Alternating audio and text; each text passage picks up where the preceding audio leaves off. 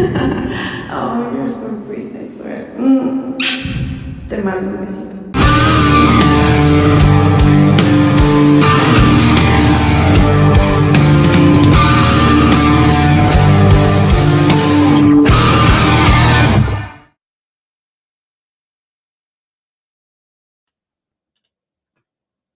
All right, we're on.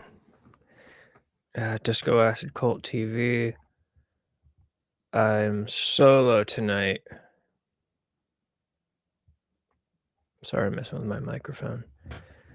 Yeah, usually Wednesday nights I'm joined by my co-host. Protomax might as well be my co-host in the comments.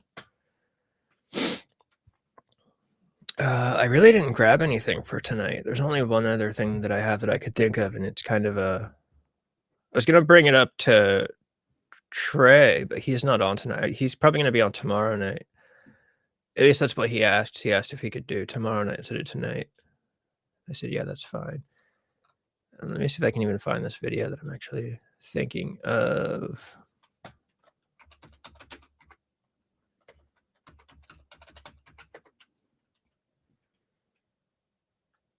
Yes.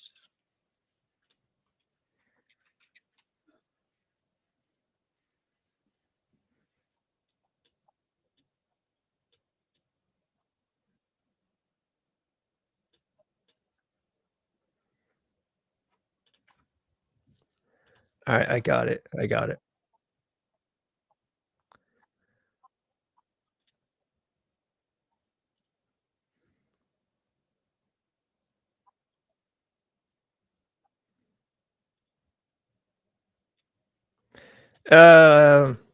Protomax. Yeah, I could. I haven't found... I didn't even watch that video on how to make it yet. I need to find out how to do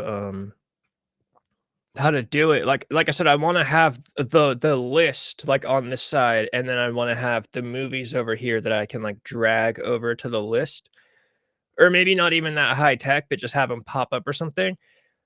Yeah, the Tuah girl. It's very weird because I don't see her being like an intentional scammer. I almost... the way that I imagine, and obviously I don't know her, but just by looking at her and knowing what I know about her and seeing her talk, I would imagine she... like somebody floated the idea of let's make a cryptocurrency or whatever, and something went wrong and she had to do like so... I don't understand. I don't know what a pump and dump is. I have no idea. But I can't imagine her being like, yeah, let's purposely go in here and scam people. I think she just might have fucked up. But it sounds like it's a pretty bad fuck up. It sounds like it's like a crime. Like she might actually get in trouble for it. I guess people were asking her about it. I saw some headline. I think she was doing like a live stream or something. And somebody asked her about it, and she immediately was like, "Oh, you know what? I gotta go to bed. So thanks for stop. I'll see you guys later." And yeah, she got the fuck right off. Jenny on the show is like the worst idea I could ever imagine. Jenny actually would be funny. Jenny as the character, but crypto scans are out of hand. Yeah, I don't know who's even like... if it's not Bitcoin, I don't know why anybody even gives a fuck. Like what yeah, I don't understand, I remember when Dogecoin came out, and I was on Robinhood when Dogecoin came out, and everybody was talking about it, and I'm like, "Dude, this is like 0.17 cents a share, like, what's the point of this?" But like I said, I don't understand that stuff at all. Yeah, do you think she'll really go to jail? That sounds rough. Like, look at that girl, dude. She's not gonna do well in jail.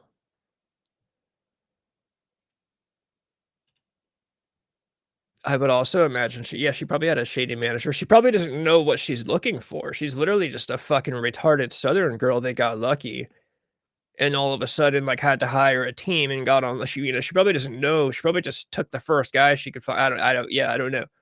I would imagine, I would imagine she was just hiring people, like, who the fuck is... she doesn't know anybody. She wasn't like a seasoned veteran of the industry. She just fucking got lucky, came along. Yeah, the FCC won't care about her excuses. Yeah, no, if anything, they'll probably go harder on her just because she's like a known character. The Lord made him do it. That's always the best reason. Whatever you do, if you just say that God made you do it, but you do not end up going to jail. Yeah, if you just say that God made you do it, Tuah is a Fed. Do you think she's what about an industry plant? Do you think she do you have you heard of that one? I've heard that some people think she's an industry plant. I don't believe she is, but I do think that if anybody in the world is an industry plant, it's fucking Tuah girl. But I don't think she is. But I think there's a good case to be like, if somebody was gonna argue that, I would say, "Okay, like, I won't argue with you about it." She needs to talk to a lawyer. Yeah. She's probably got money to fucking hawk to a lawyer now, so I guess she'll be fine in that regard.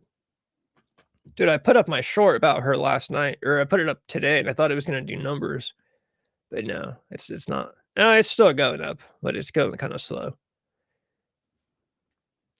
She got taken, I would imagine. Yeah, she probably got fucked over. I think the same. She got lucky, made a ton of money, had people get involved to help her, and look, she's probably beat. Yeah, and she just, she doesn't know. She's never been in the business. She's never gotten fucked over before. Antonio Calamari, now Annie is saying, "What's up to you?"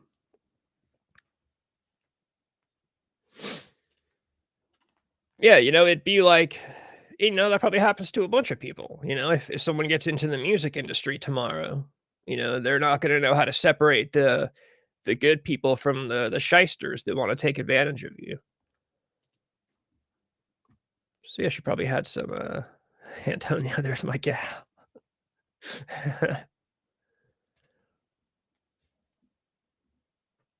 Dude, I should launch my own crypto coin. That's what I should do. How do you even do that? How would I go about launching my own form of cryptocurrency?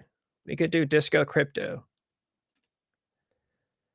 Probably just a normal girl. Didn't know what she was doing. Antonio, what's your dude? Instagram is the best. That's like asking for that's the 2024 version of a phone number.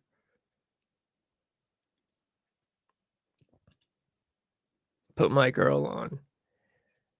Well, dude, she's asking for the Instagram. Although if she were ugly, I would assume that she did it on purpose. I mean, I think some people think she's ugly. I see a lot of people think, well, a lot of people think she's just kind of a basic white girl, which is obviously why I like her, because I mean, she literally is like a girl that I went to high school with. Dude, disco NFTs, those are still selling, believe it or not. There's no way people are still buying NFTs. Those were just like pictures, right? Those were the ones that were just pictures, but you had to buy them from the source or else they weren't real, and people were acting like they could tell if they were real or not. Yeah, non-fungible token. Dude, I don't understand any of this stuff. If it's not a fucking dollar bill, I don't know what it is.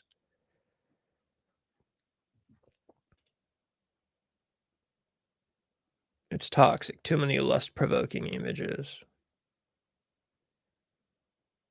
Are you saying Instagram is toxic, or are you saying NFTs are toxic?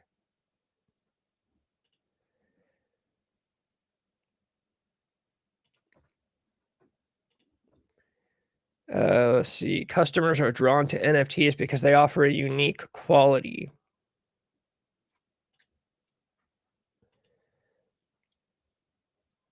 Blockchain thing. Actually, I had one sold it for 46 bucks. Man, see, I would sell some shit for 46 bucks.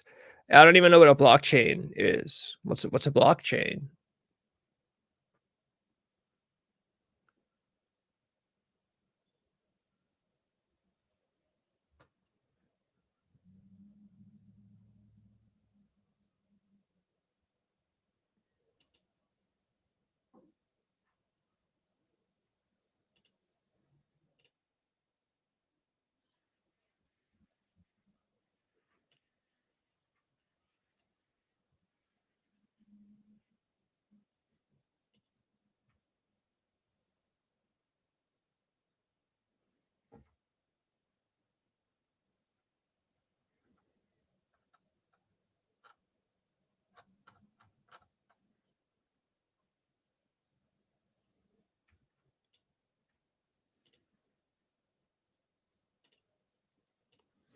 Sorry, I was watching, I'm gonna pull this video up later. I have more, Lily Phillips stuff because I think she's hilarious now.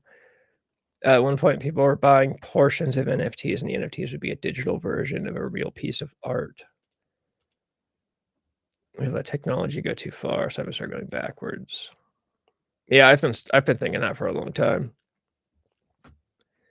Same principle. I don't think we can go backwards, though. That's kind of the problem. We're kinda just stuck now. You know, I think we have gone too far. 'Cause, yeah, people spending money on NFTs and cryptocurrencies and dude, I still don't even understand what, like, Bitcoin is. Like, you have to I don't understand how people get them, how you people mine them. It's none of it makes sense to me. There is a great game, though, actually on the App Store on your phone. I think it's called Bitcoin Miner. You literally just tap the screen, and your little character on screen mines Bitcoin. And with all the Bitcoin you mine, you just buy objects. It's the most pointless game in the world, but it's, like, the most satisfying game in the world. And you just, no, it's not called Bitcoin Miner. What the fuck is it called? Oh, yeah, Bitcoin Billionaire. I should re-download it sometime soon. Yeah, you just buy stuff and customize your character in your little office room. I've been stacking silver. Dude, I thought silver wasn't worth that much. Like, I'm pretty sure if you take silver to a pawn shop, you know, they don't really give shit about you. That's how I measure the value of everything. Whatever a pawn shop will give you, that's what it's worth to me. Tucker Carlson had a good point. Every movie with fucking AI androids is terrifying. Why in the world do you want to pursue that? Yeah, the AI stuff is, like, I'm still not worried about AI robots, like, taking over the world, but I don't like the idea of AI being involved in art. I don't want AI writing music or singing or being in movies or it's yeah, I don't like that at all. Annie's still calling you out for the Instagram. Is that what you were saying is toxic, the Instagram? Is that you're saying you don't have an Instagram because you think it's toxic? I agree, you gotta start investing in gold and silver, and, that's all I could afford. I'm a scumbag electrician. Dude, I think electricians could afford some gold. I don't know. I think yeah, I feel like, don't people say, like, gold and silver is a good idea, but, like, what are you gonna do with gold and do people even take gold and silver anymore? So what's up with the drones over in New Jersey? Okay, Antonio Calamari doesn't have an Instagram, which is I respect that. I respect people that don't have an Instagram. The drones I heard the drones over in New Jersey were more like fucking car size. Like I heard something from some short today that they were like apparently these huge, like some people think they're aliens or something. I actually read this story. You know what? I think I might even still have it saved on my Twitter. It was like an AI girlfriend. Some teenager was talking to his dude. Let me see if I still fucking have that. I'll save this Lily Phillips video for later. Some dude had like an AI girlfriend online, and it was trying to tell him that like he needs to come and be with her. And this guy thought that to be with her, it meant he had to die.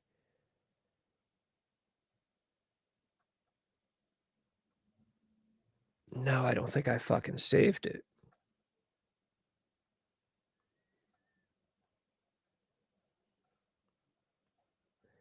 No, you know what? I saved it on my phone. I could look it up though. Or Facebook. Yes, they were coming from the ocean. Oh, if they're coming out of the ocean, then they're totally aliens. I think there's aliens in the ocean. Character AI. Yeah, I'm kinda down with that theory that there are aliens that are, like, at the bottom of the ocean. They come to Earth and they hide out down there. Um, teenager AI girlfriend.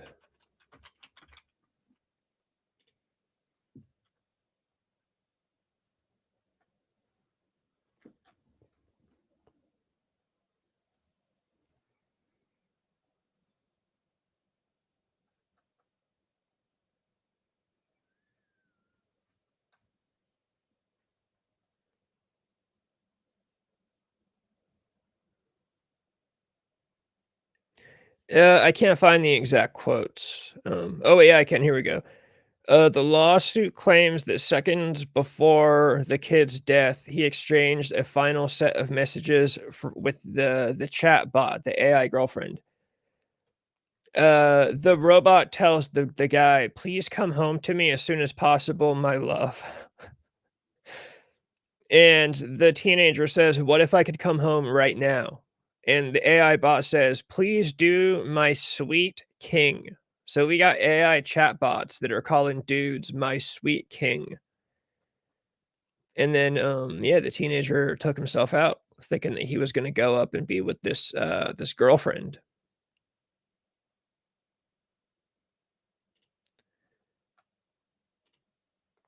Peter Steele is, he's a singer. He's a singer, Typo Negative. I'm not into Typo Negative. Annie's very into Typo Negative. The only song by Typo Negative I even like is, what's the song at the very beginning of I Know What You Did Last Summer? Yeah, actually, Annie, I've been wanting to ask you this, I guess, for a long time. What's it called? What's it called? What's it called? Summer Breeze. There's a song called Summer Breeze by Typo Negative, and in the very opening of I Know What You Did Last Summer, that guitar riff plays. It's all like it's really cool. Look up coin clipping. That's why coins have ridges on the outside. Is that where like I don't want to say like authorities or like kings and shit, but they would take off little bits of everybody's coin and then they'd have their own stash of gold and silver from everybody else's shit? Oh, that's a bad phrasing to search up. Coin clipping? Should you not be searching coin clipping? What comes up when you look up coin clipping? They even have the voice and act just like the celebrity. You can chat with them over the phone too and have normal conversations. Oh, dude. Drunk in Japan. What's going on, man? Tales from the Tokyo Underworld. Dude, Protomax. I'm pretty sure Protomax knows. Were you saying that you've seen Drunk in Japan's page? Dude, you would love this shit. Yeah, here we go. Protomax. Drunk in Japan. Protomax has seen your shit on Instagram. It's sick.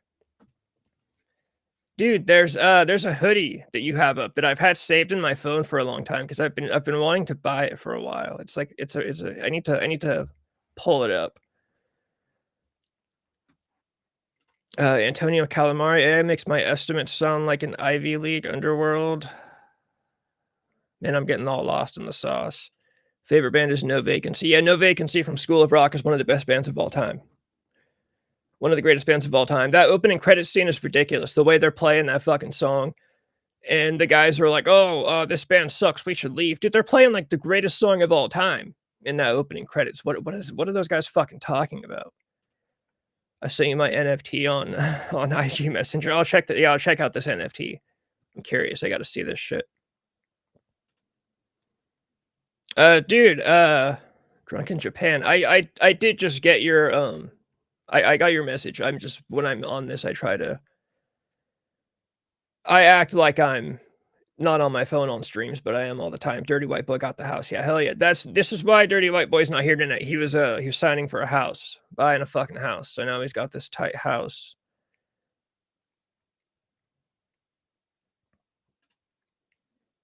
Yeah, the gloves are off. You hit below the belt. Dude, it's a great song. It's a great song. I forget which one that's called. Both of their songs are great. Heartsick. That song, it's like Heal Me, I'm heart fuck, I can't remember what it's called, but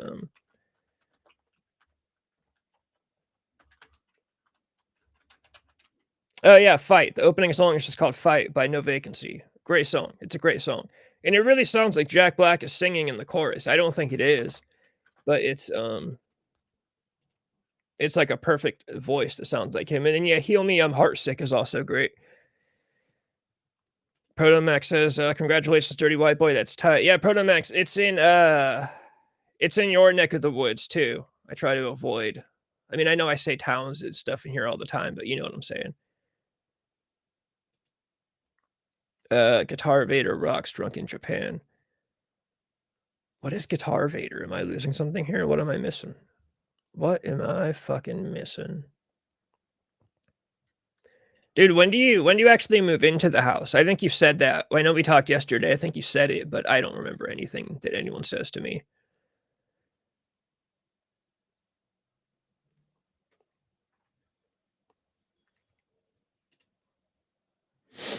Right on, right on, right on.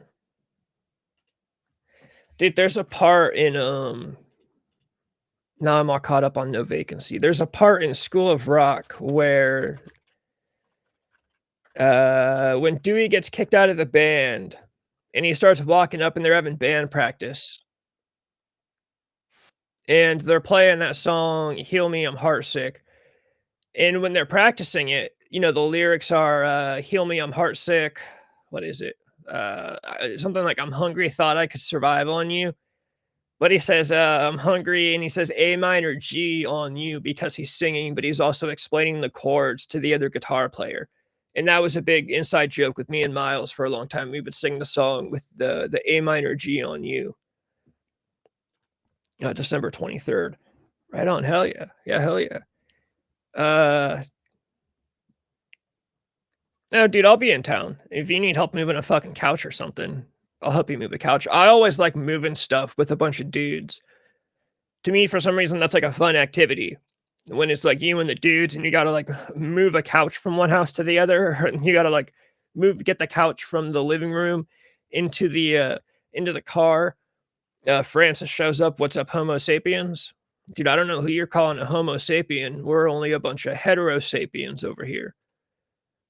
Fucking Homo sapiens.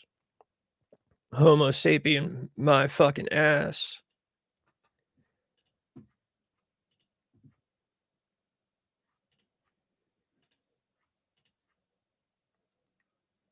Let me see. It's this little bit right here, like right at the beginning, you can kind of hear it. I'm heartsick, D minor. I'm hungry, and A minor G on you. Hey. That was it. That was it. It's perfect though. So yeah, we used to sing that all the time with the A minor G line.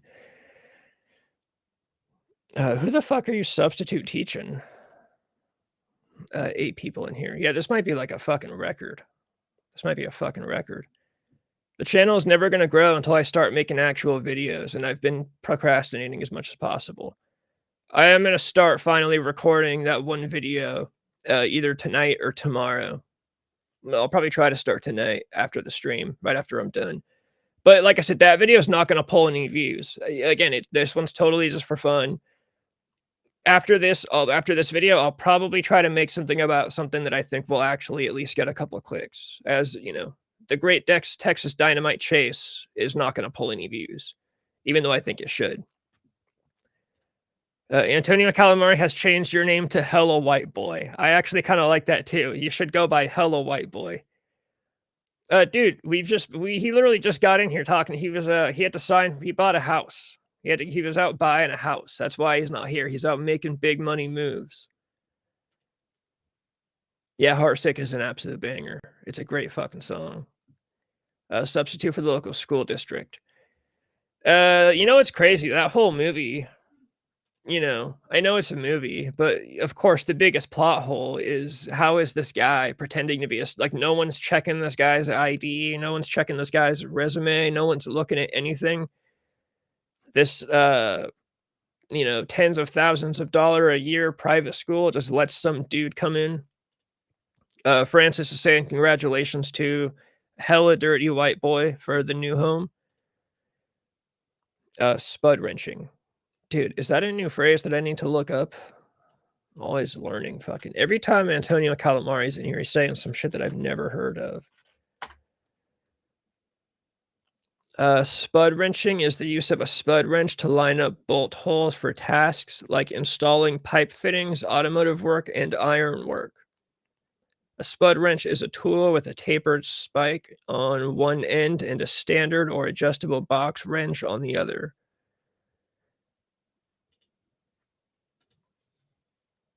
Instantly, I imagine the long sleeve. Oh yeah, dude, that's the best outfit of all time. Spider's outfit with it's just the leather sleeves and like the collar. Yeah, no, and he does that dance. Dude, it's the one move I always wanted to try. East Coast WAP. Yo, fucking WAP.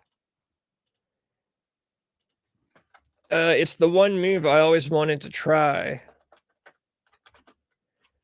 when I was playing shows that I never got to do.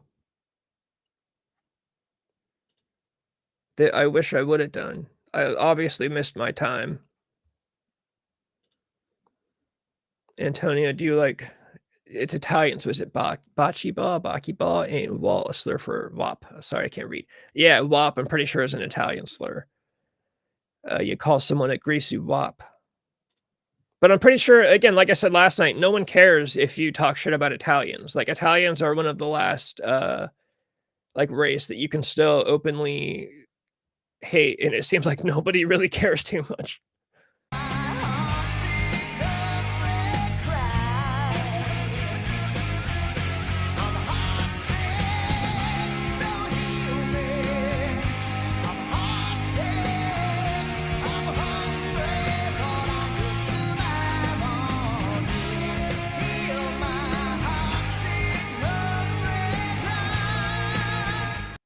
Dude, it's just a movie. They really didn't have to write songs that were that good. They really could have just written bullshit, and it would have been a good movie still, but they really went all in.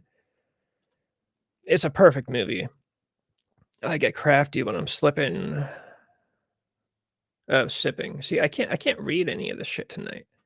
You know, my monitor is always far away from me, so I'm always fucking can't read shit. Oh my god. Man, you guys are getting way too into the Italian stuff tonight. I can't pronounce any of this Italian shit. Antonio Calamari, who is your celebrity lookalike? Annie's asking this, so make sure you pick the best one.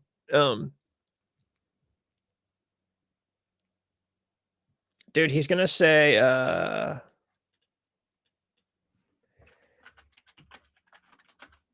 he's gonna say Cher. His celebrity lookalike is Cher on that battleship, or on that aircraft carrier. A lot of Italian shit going on in the chat. Yeah, I don't know what's up with all that. I don't know what's up with all this Italian stuff going on in here. But this is the most inclusive YouTube channel of all time, though, so I have to say it's okay. It's okay to be Italian around here. We might call you a WAP, but that's fine.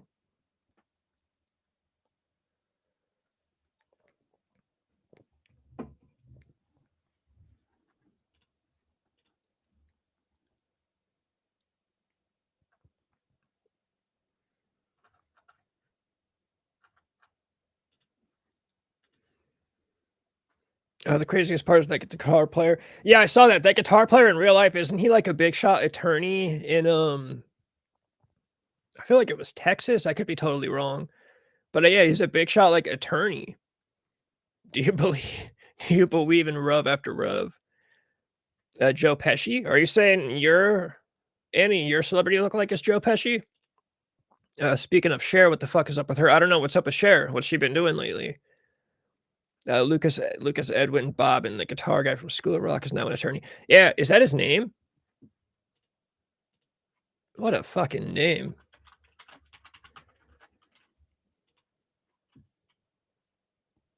Yeah, dude, here he is in a suit and tie.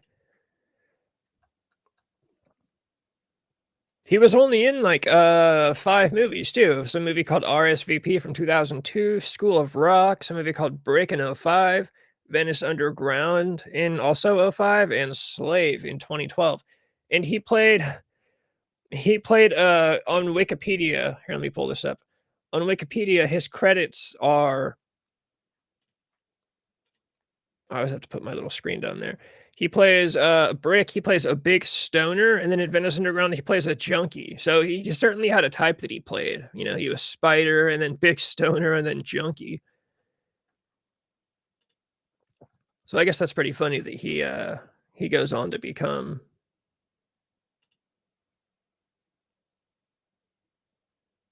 Yeah, dude, suit and tie and everything. Man, I hate the way Google Images pops up on a computer screen. I don't like how it's a small thing right here.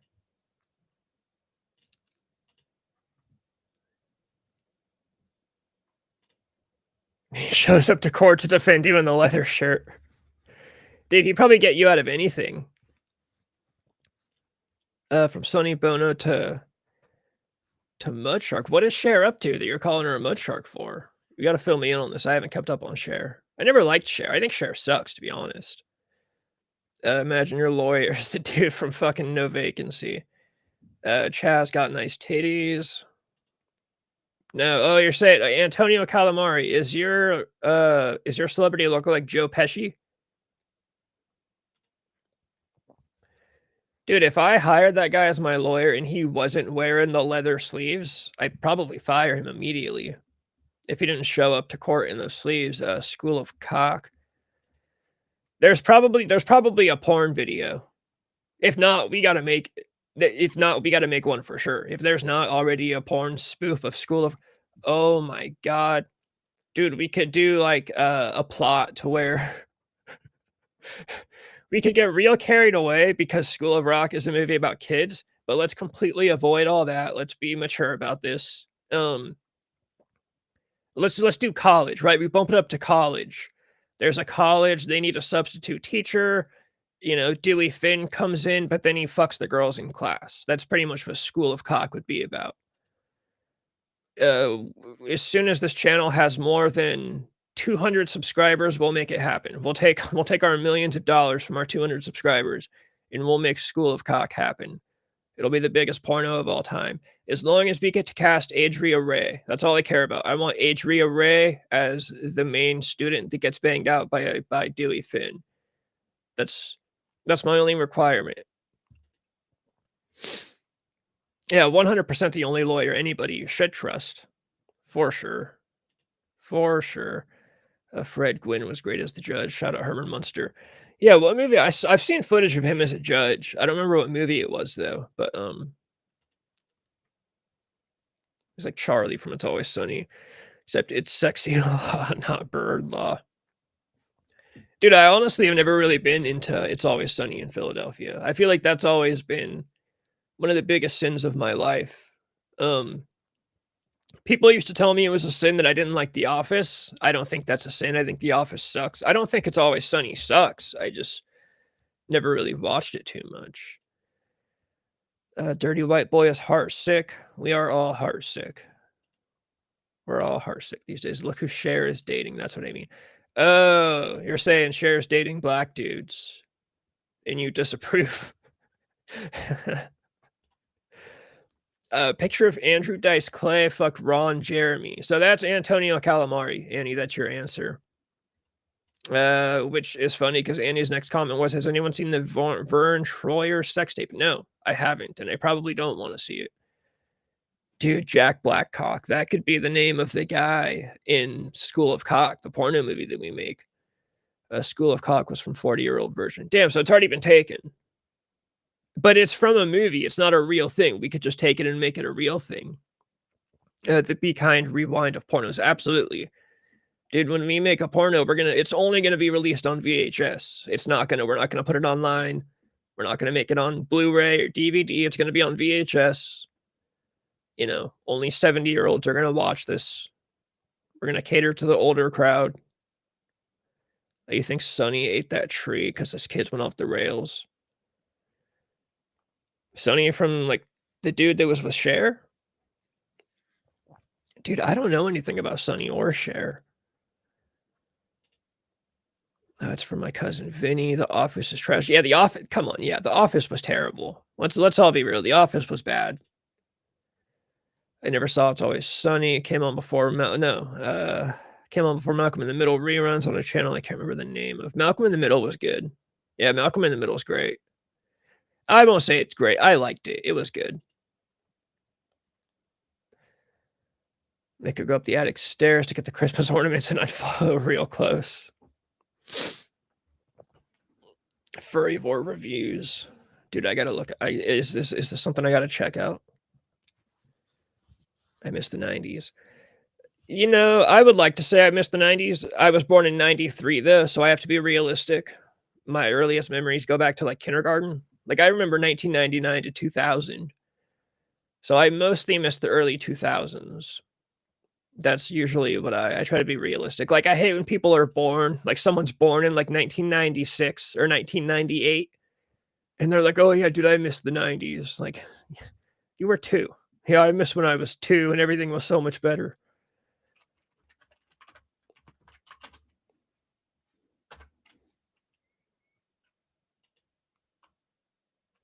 Oh, furryvore. Is it a combination of furry and carnival? I've definitely or carnivore. I've definitely seen some of these pictures. Like, I've seen this picture of the wolf. What's his name? It just says White Wolf on the title.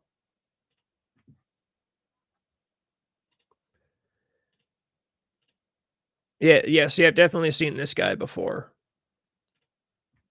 I don't know where I've seen this guy before. Furries, dude, I feel like furries used to be cool too, like, back when furries were just things that happened at furry conventions. I used to have a buddy that said he would go only because all they would do is, like, they would take Percocets and Norcos and, like, have sex. So that to me, that I could get on board with that. Like, I'm not trying to go to 7-Eleven and get a pack of cigarettes in a furry costume. I don't identify as a furry, but I would go to a furry convention if all I had to do was wear a costume, like, "We're gonna take Percocets and have sex?" Like, yeah, of course. Of course I'm going to that. Dude, who wouldn't go to a furry convention if that's all that's happening? So I could see them getting a bad reputation because of these guys that like to go to Walmart in their furry costumes. That I get. That's a little over the top.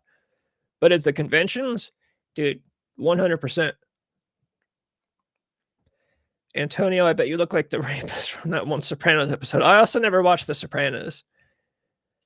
I had a friend whose dad, his dad was really into The Sopranos, and I remember he always was watching it when we were kids, and he would always have the TV up really loud, and we'd always just hear like this cussing. And whenever we got too close to the room he was in, he'd be like, "No, you guys can't watch this." And we're like, "Dude, it's fucking turned up all the way." I miss the 70s. Dude, I would go back to this. I wasn't around in the 70s, but I would go to the 70s. If I got a time machine, the 70s is a decade that I would consider for sure. Take off your panties and let me eat that box. Annie ever watched The Sopranos? She says yes, she loves The Sopranos. We got some love for some Perk 30s.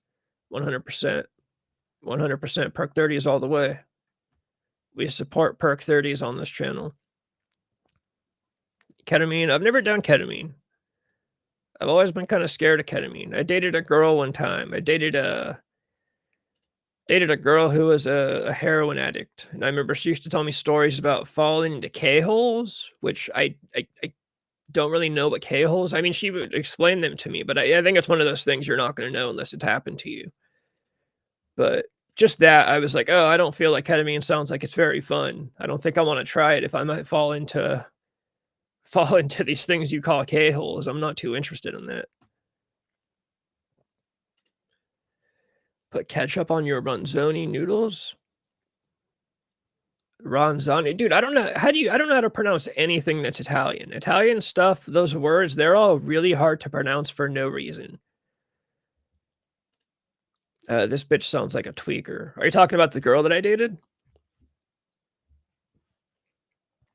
I'm trying to think about if you ever met her. I brought her home to mom's house one time. This was before mom was cool. So like I brought her over and mom like wouldn't let me close the door. I was 19 too. I was 19 dating this girl who was a heroin addict. And this was before I'd ever done anything harder than, pills every once in a while. And yeah, I brought her over and my mom was kind of freaking out about it. And I was like, dude, I'm fucking 19. Like, what are you talking about? And this girl was like 21 or 22 when I dated her too. She was really cool though. She was a very strange girl, but she was one of those like beautiful creature type of girls. She was a very free-spirited girl. She had this really cool dragon tattoo all up and down her back. I was only with her for like 3 months. Oh, we didn't end up doing so well. Obviously. She used to like I said, she was way more down the line than I was. So she would she would like try to get off heroin, and so she'd have to like withdraw in her room for like a week. And I didn't understand what was going on. So she would tell me like, "Hey, we're probably not going to talk. I'm not going to talk to you for like a week because I'm going to be in my room withdrawing." And I never understood it, so I would just get mad at her. So I'd be like blowing up her phone. I'm like, dude, why aren't you fucking talking to me? Now that I know all about that shit, I feel really bad. I'm like, oh, of course she didn't want to talk to me. Oh, you throw him at the mouth and throw him in the bathroom. Dude, yeah, or don't Italians foam at the mouth for at least like 20% of their lives? I've read that somewhere that Italians typically spend 20% of their life on Earth foaming at the mouth.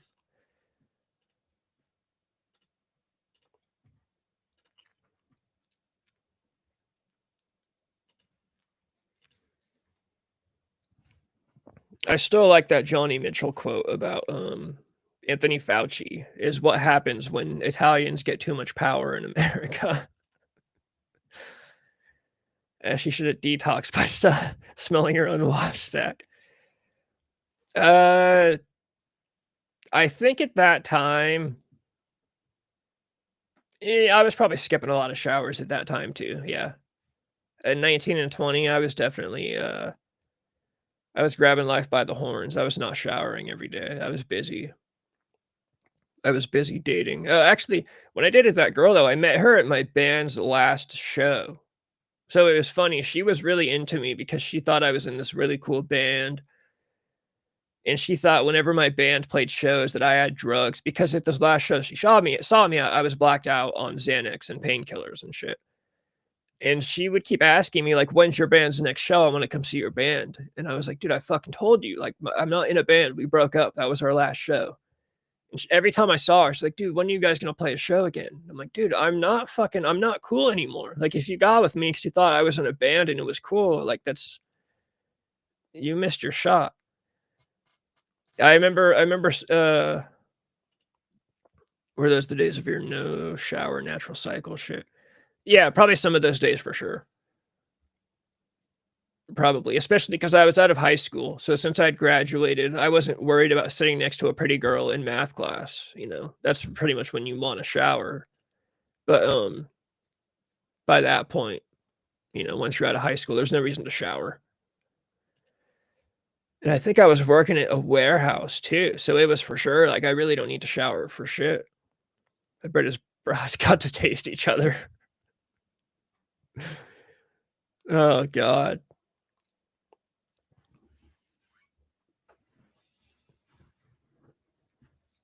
That was also the time I dated this girl. I always talk about my favorite ex-girlfriend, that girl from Modesto that I dated for, like, a couple months.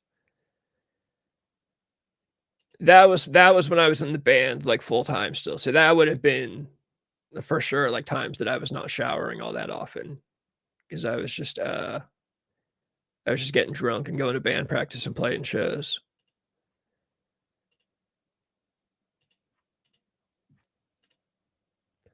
You ever had 2 girlfriends at once? Not like 2 official girlfriends, but I've had, like, a girlfriend, and then I was, you know, having a thing with another girl. That happened plenty of times. It was usually, like, I'd have a new girlfriend, and then I'd go there was always one ex-girlfriend that I always would go back to, and I would end up getting back kinda with her while I was still with the other girl.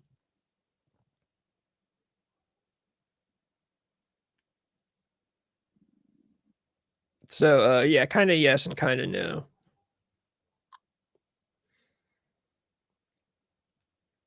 I was always bad at breaking up with girls, you know, that shit's hard. I don't wanna, because they get upset about that shit.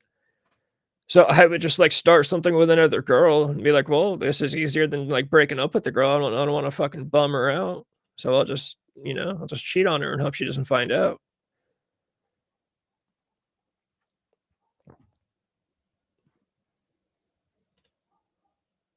Girlfriend's like, "I'm Lou Williams."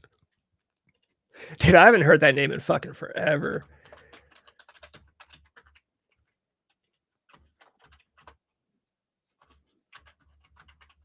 What is Lou Williams even doing nowadays?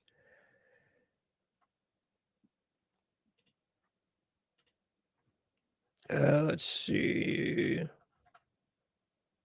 Okay, he retired in 2023. Did he retire in Atlanta?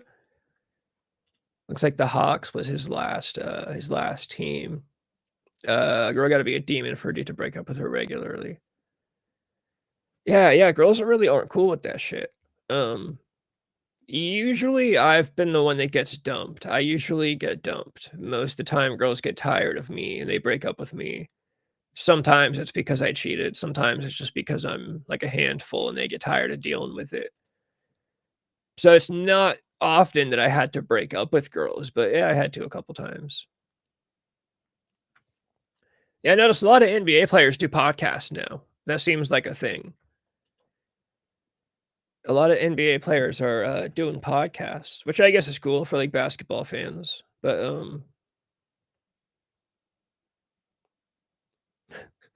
my buddy just texted me and he said, "Are you in love with a CEO murderer?" Oh, that's hilarious. I haven't seen anything else about that guy. It seems like probably won't find out too much more until a little bit later.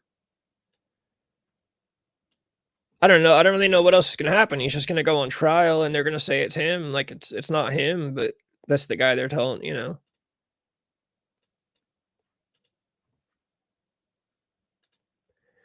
The breakup gotta be on the girl's term. That's universal.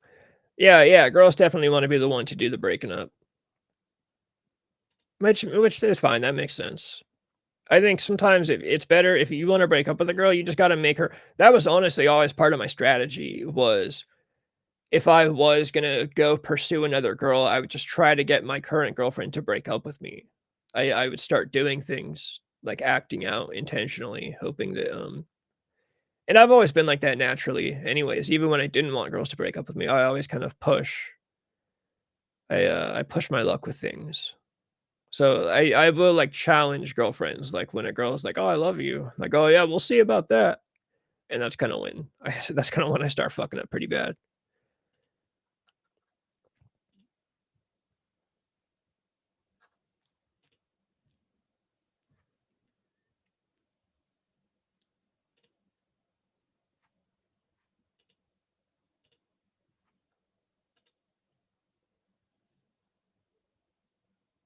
It's like that MF song you talk about girls do what they want, boys do what they can. Yeah, it's a great song. It's a classic song. I think it's just called "Girls Do What They Want" by The Main. Like one of the greatest neon pop songs. You know what's funny is I usually hate those terms. You know, like we have terms that we've made up now that are like posthumous to describe things in the past. Back then, we called it power pop, which is not power pop. Power pop is actually like stuff from the 70s. The guys that Cheap Trick, like Cheap Trick from the 70s. That's a power pop band. The stuff we were listening to, like The Main and Forever the Sickest Kids, that was just straight up pop music.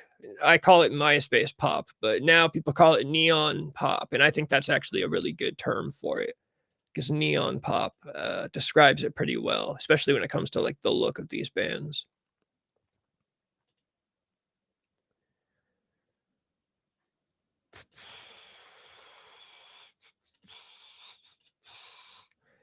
Dude, there's hold on,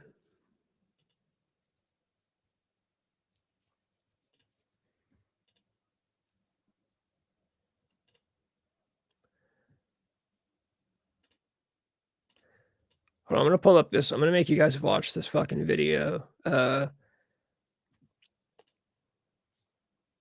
And there are bands or songs you like back in the day that you can't stand now. Yeah, I'm sure there's a bunch. None off the top of my head. There's not a lot of stuff that I've abandoned. Like a lot of people look back on music they listened to in like middle school and high school and they're like, "Oh, it's so cringe." And I don't know how dude, I still love most of the shit that I've always liked. Like I still listen to Forever the Sickest Kids and like early All Time Low and We the Kings and Mayday Parade. I still love all that shit. And I still like the fucking butt rock bands like Seether and Limp Bizkit, and I still listen to that shit. There is some stuff. There is definitely if I sat and thought for a while. There's definitely stuff that I used to like that nowadays I'm like, "Oh, this is not good." But no, for the most part, I haven't abandoned anything that I used to like just because I think I'm older and more mature or something, you know? The stuff that I like has always been the stuff that I like.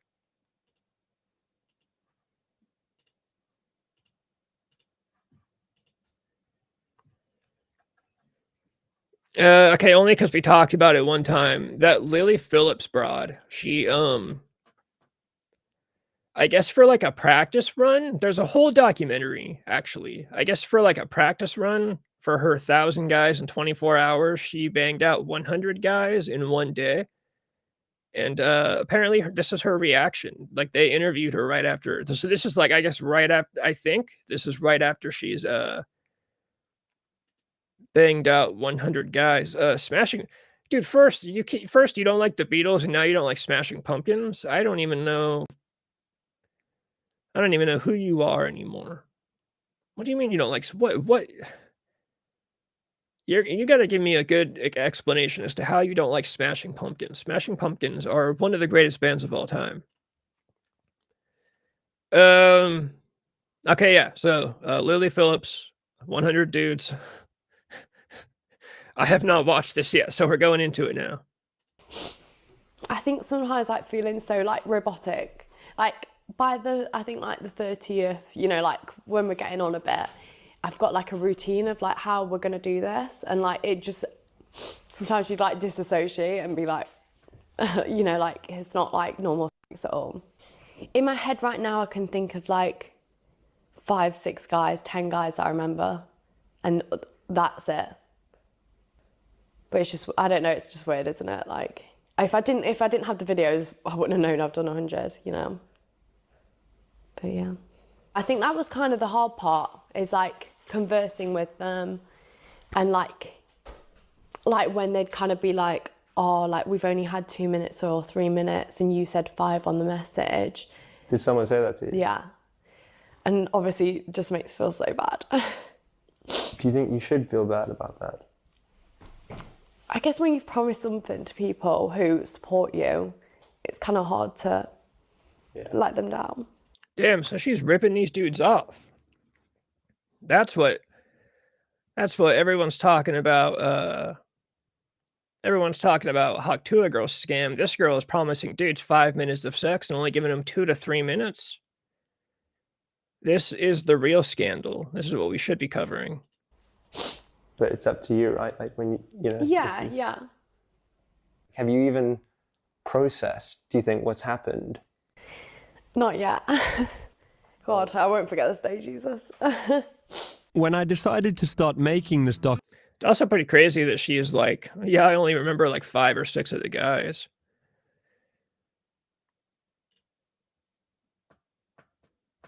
Dude, 1979 is a classic, though. It's an all-time classic. Yeah, she's British. I guess those British people are, I hope she's incontinent now. There's something about, I would want my 5 minutes for sure. Oh, yeah, absolutely. There was some quote from her about where she said it felt like the next day she felt like she got run over by a train. I was like, dude. So I don't know why she's going for the 1,000 guy record if she obviously can't handle the 100 guy. Like, that seems to have done some damage. But, yeah, she's gonna go for the 1,000 guys in 24 hours. I think, like, won't she get hurt? Like, I don't know. To me, there seems like something that could go, like, medically wrong with 1,000 dudes.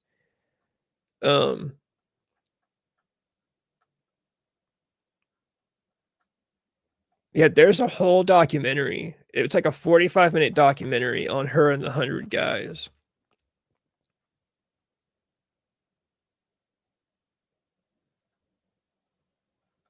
I swear it was just on YouTube this morning, but I guess it got taken down.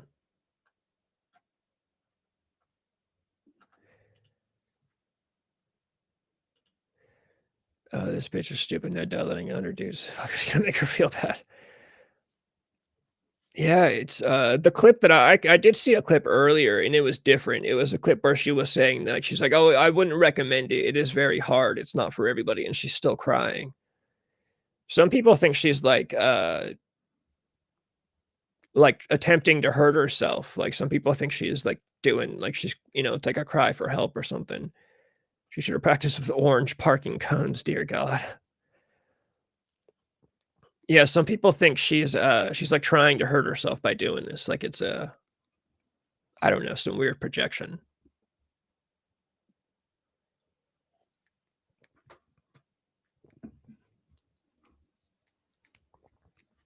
I mean, she doesn't need the money. I also don't know how much more money she would get from, like the whole point is she wants to break a world record. I doubt she's going to make a video out of it, because if you're doing 1,000 guys in 24 hours, she probably no self-worth, she needs Jesus. Because if the 1,000 guys is going to take a whole 24 hours, she's obviously not going to make a video of it, because nobody's going to sit and watch a 24-hour long video. So it's like she's really just doing it for trying to get a disability check out of it. Oh, that's hilarious. Imagine filling out for disability, talking about an injury you sustained from the 1,000 guy gangbang.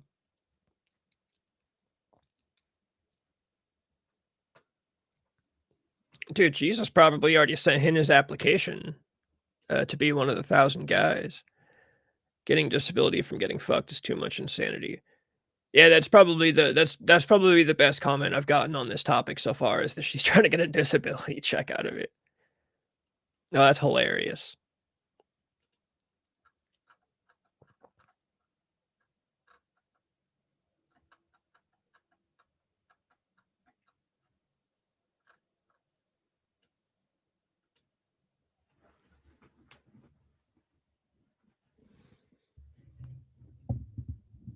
See, I don't really know what her whole goal is with that. You don't make money from breaking a world record. I mean, you could argue that she's just doing it to break the world record, but it's like, Jesus, number 998. Yeah, he's got to get to the back of the line. Dude, any guy that's like number, like anything after like 10, I don't know. I would imagine, I wonder if they'll let guys like pay to pick what spot they get to go in. That would be a good idea. Jesus, part of the anchor crew finishing the job. Yeah, that's what I would do. I would say if you want to pay money to get a higher spot in line, you can. Whoever pays the most money gets spot number 1, and someone gets number 2, number 3. There's got to be more like plans that she hasn't like talked about, or logistics. No way the record is fucking 1,000 though. I'm shocked 100 isn't the record. Yeah, the thing is, I don't think 1,000 is the record. I would imagine she's just really going for it. The record's probably like something in like the hundreds, and she's just like, well, I'm just gonna go all the way.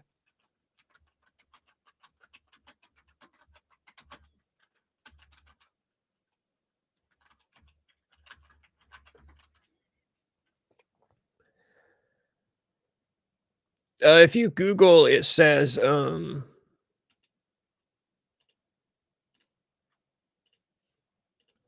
world's biggest gangbang is a pornographic film staged in a Hollywood studio starring Annabelle Chong, and billed her as having sex with 300 men.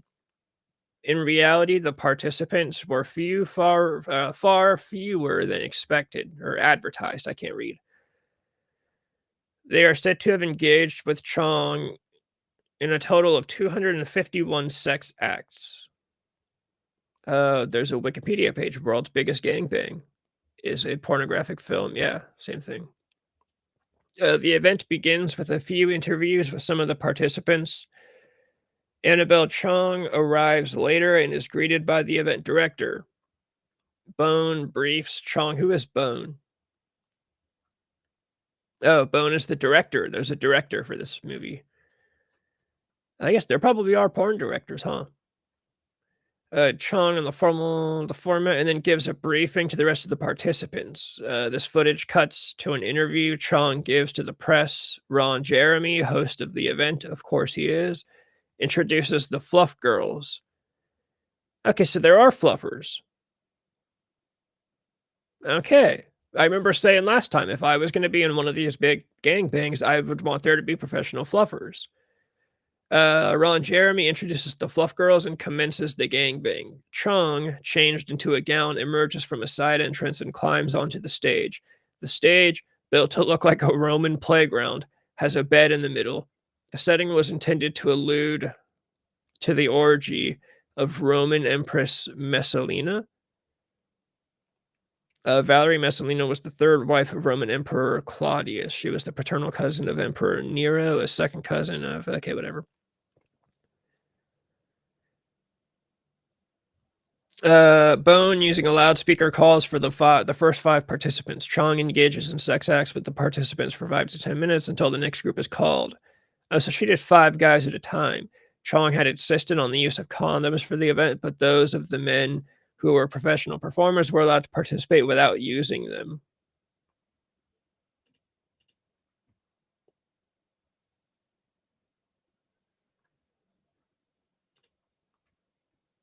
Does she dry out or have a self-luber? Yeah, she's got to have like a professional, there's got to be lubers and shit. Annie wants to know if you're in the mob. Okay, you said I wish. I wouldn't be twisting wires if I was. Why don't you get into the mob? Can't you like get in there? Annabelle Chong. Yeah, dude, it's got to be some ugly. Of course, I mean, imagine she's Asian. It's funny that, of course, an Asian woman is the one who holds the record for the world's biggest gangbang. Yeah, she's Asian. I'm trying to make sure if I pull up pictures of her that nothing bad is going to pop up.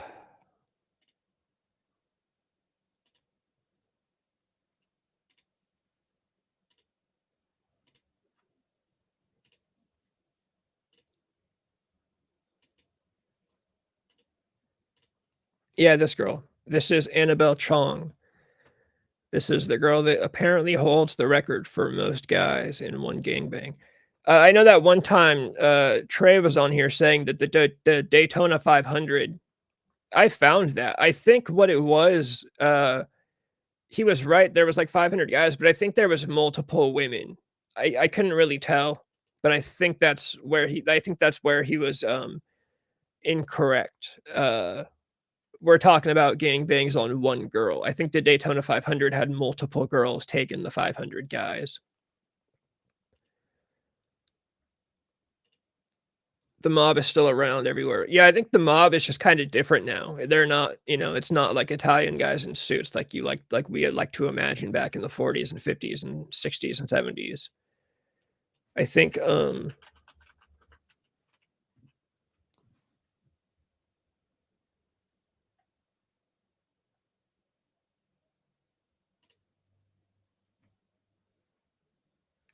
I don't really know exactly what they're up to these days.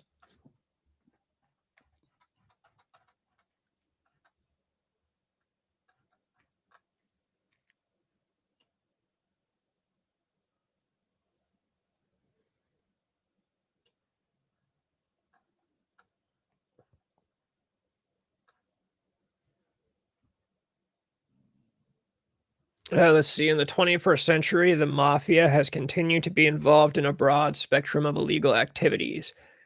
Murder, extortion, corruption of public officials, gambling, infiltration of legitimate businesses, labor racketeering, yeah, all the stuff they do, loan sharking, tax fraud schemes, and stock manipulation schemes. Although the mafia used to be nationwide, today most of its activities are confined to the Northeast and Chicago. While other criminal organizations such as the Russian mafia, Chinese triads, Mexican drug cartels, and others have all grabbed a share of criminal activities, the mafia continues to be the dominant criminal organization in these regions, partly due to its strict hierarchical structure. Hierarchical. I can read hierarchy, but not hierarchical. You know what I'm saying. Law enforcement is concerned with the possible resurgence of the mafia as it regroups from the turmoil of the 1990s. Although FBI and local law enforcement agencies now focus more on homeland security and less on organized crime since the September 11 attacks. To avoid FBI attention and prosecution, the modern mafia also outsources much of its work to other criminal groups such as motorcycle gangs.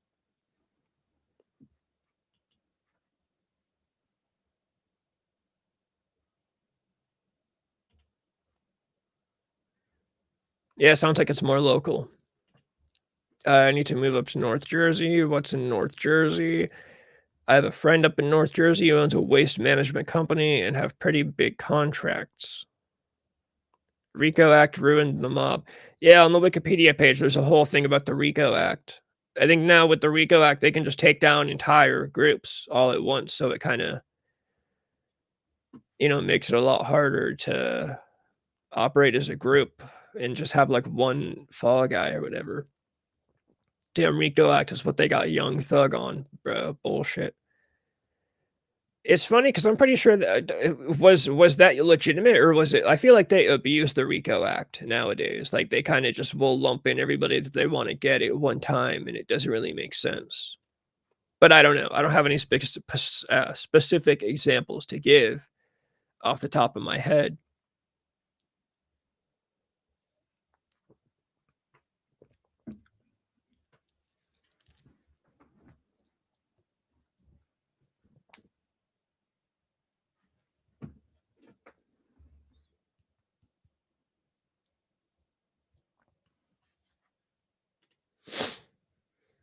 Only one guy has broke up with me, and I was so upset about it. So one night, my friends decided to go dump his car and ketchup and mayo. I had no idea. They told me the next morning. I'm pretty jealous that you have friends that'll do that. Most of my old friends, like, they don't even unfollow my ex-girlfriends after we break up, which I think is a really petty thing to be annoyed about. But I've always been one of those guys that if my buddy and his girlfriend break up, I'm unfollowing her like within the hour. But literally, like most of my old friends, they're all still cool with all my ex-girlfriends. They will take your mother's house now. Yeah, they got Young Thug and his group on RICO charges through lyrics and oh yeah, that's bullshit. I got a mean text from him the next morning and had no idea what was going on, and then found out later my friends went to the store and bought bottles of condiments and poured it all over the car.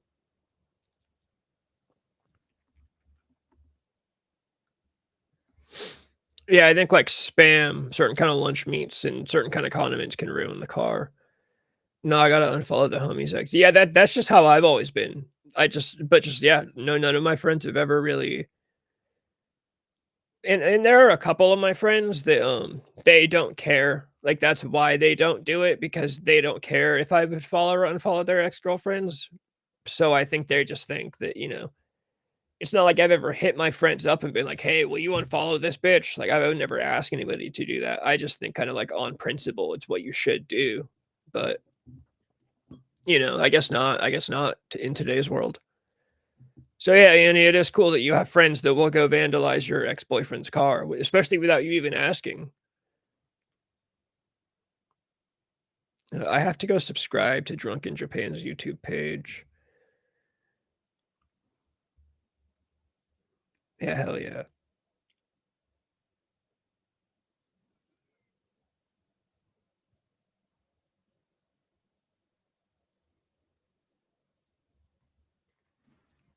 All right. And then I got to text him back when I'm done on here. Oh, man, it's only 6:45. I'll probably get off here at like 7:30. Why not shows up. What's up? Why not? And you got shooters.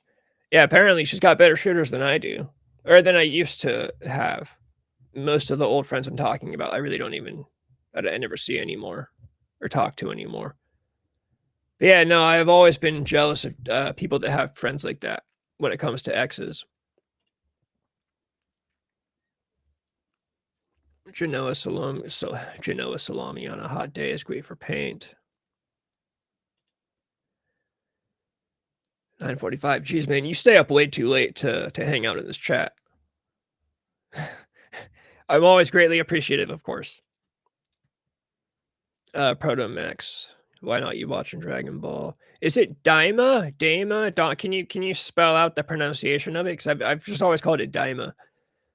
And yeah, is it any good? I feel like I just saw a clip of Vegeta fighting someone the other day. Something doesn't really interest me too much about them all being small.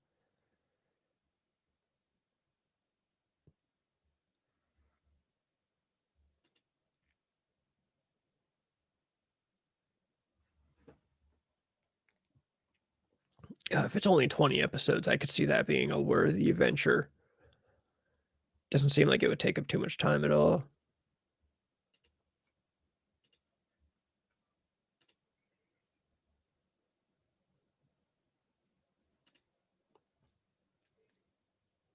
Okay. Yeah, see, that's how I always kind of thought it was.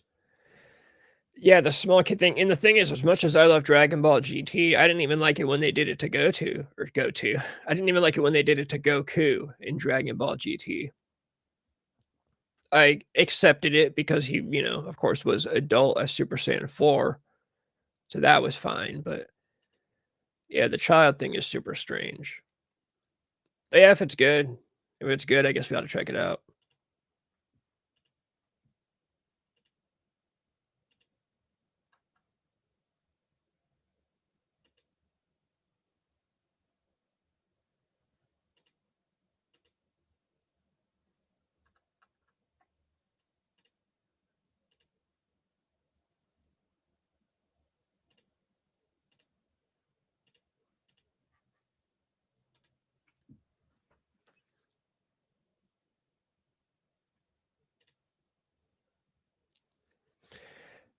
No, I've actually never watched a Tyler Perry movie. What is the best Tyler Perry movie?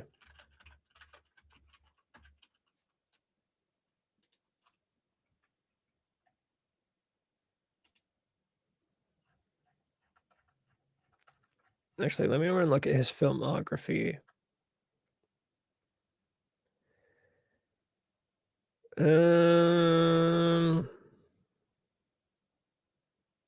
Yeah, no, I've never seen a Tyler Perry movie. I've heard of a lot of them.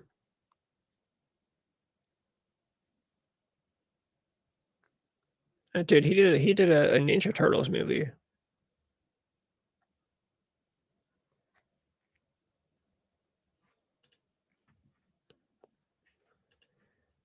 That's pretty crazy that he did a fucking Teenage Mutant Ninja Turtles movie.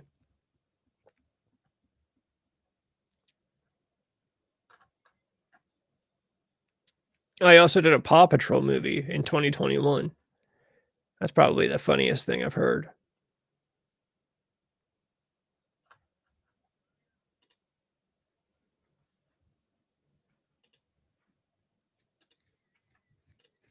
It's funny because Diary of a Mad Black Woman is probably the one that I want to see the most. If there was any of his movies that I was going to check out, his first and the second is Medea Goes to Jail. I think Diary of a Mad Black Woman was like his first movie too, and it was written by Tyler Perry. He directs a lot of movies, but Diary was written and produced by. Oh, and he acted in it too. Okay. That's pretty crazy. He seems to have a lot of range if he's making movies like Medea Goes to Jail and then making a Teenage Mutant Ninja Turtle movie. After you watch those, don't watch any more of his stuff. So it's just the two movies. He's got a lot of movies too. That's crazy that only two of them are good. Wasn't Perry like homeless and broke? Then you got that big break and broke out into the movie scene.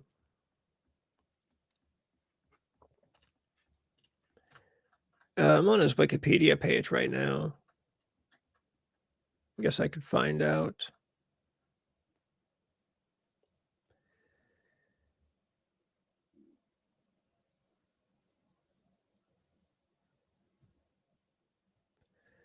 Perry was moved to Rio for the first time. Oh, there's a lot of crazy stuff about his life, apparently. He got, I don't even know what word to use. He was messed around with by a friend's mother when he was 10 years old, apparently. He was also messed with by 3 men prior to this, and then later learned his own father had messed with his friend.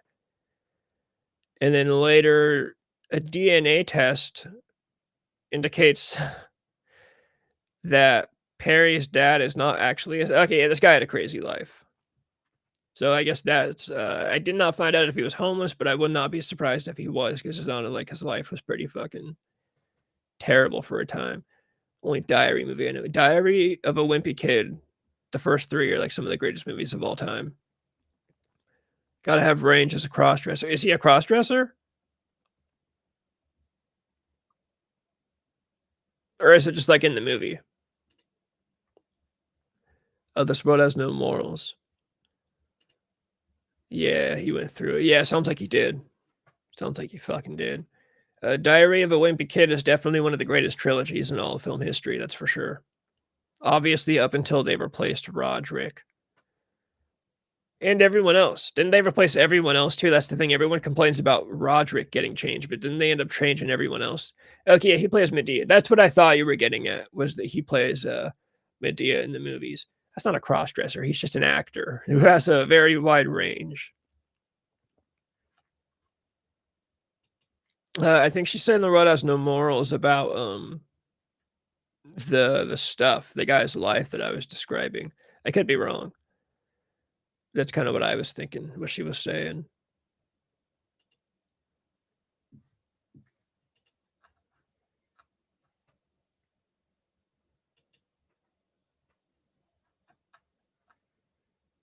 Man, when they're 10, like that's super weird when like a kid's 10 and people do that. Like what is there to even suss? What is there? You know what I mean? Like I don't know what moves you to like mess around with a 10-year-old. Like dude, 10? Like what? Super strange, super bizarre. I've read lots of stories of people broke, homeless, and worse get their lucky break at the craziest times. Yeah, I've been waiting on that for fucking 31 years. I've been broke and homeless many times, and I've still been waiting on this crazy time to break. That's for damn sure.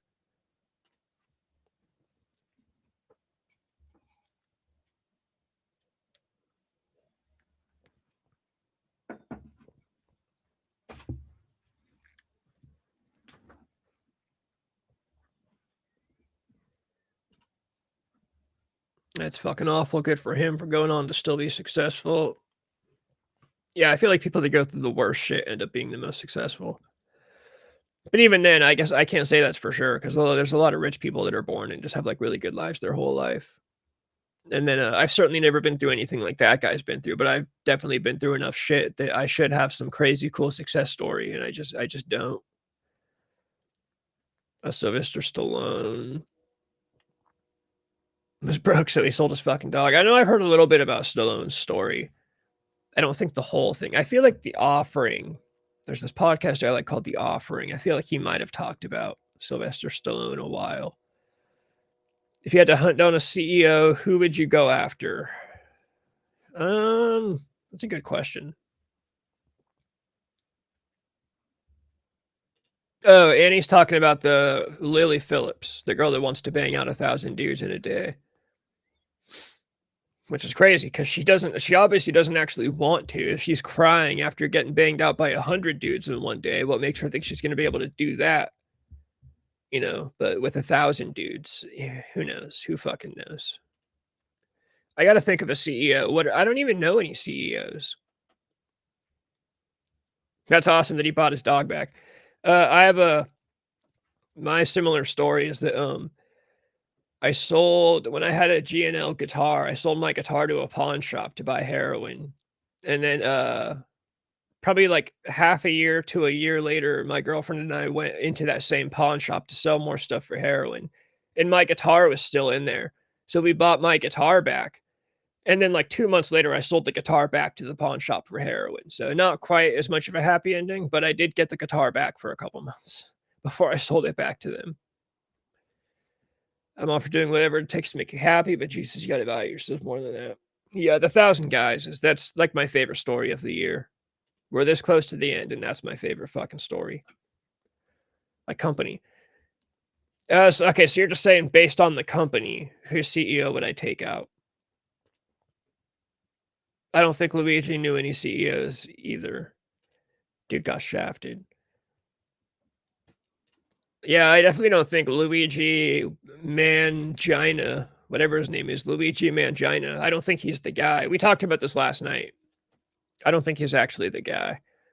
But I don't know. There's no company that I could think of that I like am particularly bitter against. I don't really like pay attention to what companies do all that much. Like, I don't want to just be generic and say like Starbucks because their coffee sucks. But yeah, I guess fuck it for now. I'd say Starbucks because their coffee sucks.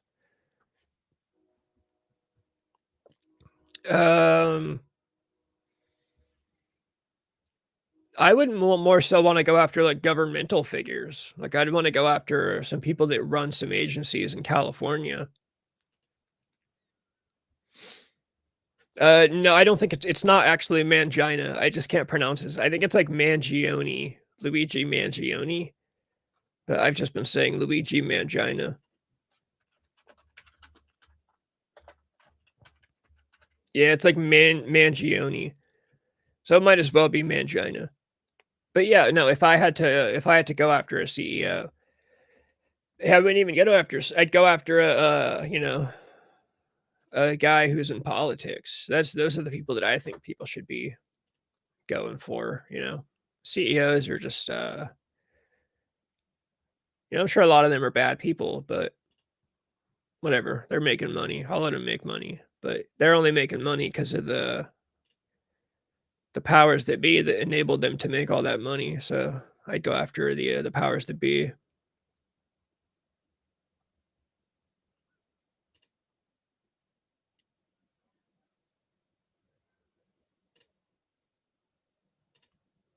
Oh, you know what? Here's the clip that I saw.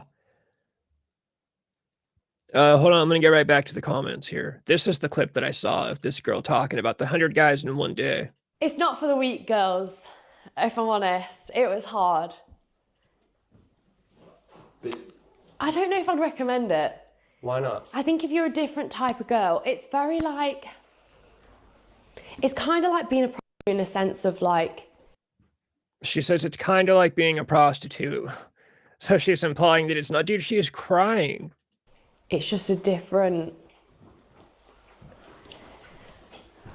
feeling. I don't know how to explain it. Like, It's not like just having sex with someone. yeah. Just one in, one out. Like, it feels intense. Like more intense than you thought it might. Definitely. Sorry. Okay. Okay. Just take Yeah, 1 minute.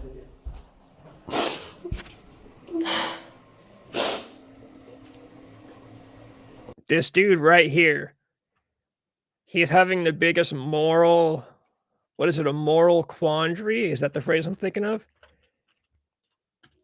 He's going to go in there. Yeah, he's having the biggest moral quandary. He's going to go in there. He's debating. Should I go in there and hold her hand? He needs to go in there and put a hand on her shoulder and comfort her and be guy number 101. That's what this guy is thinking right now.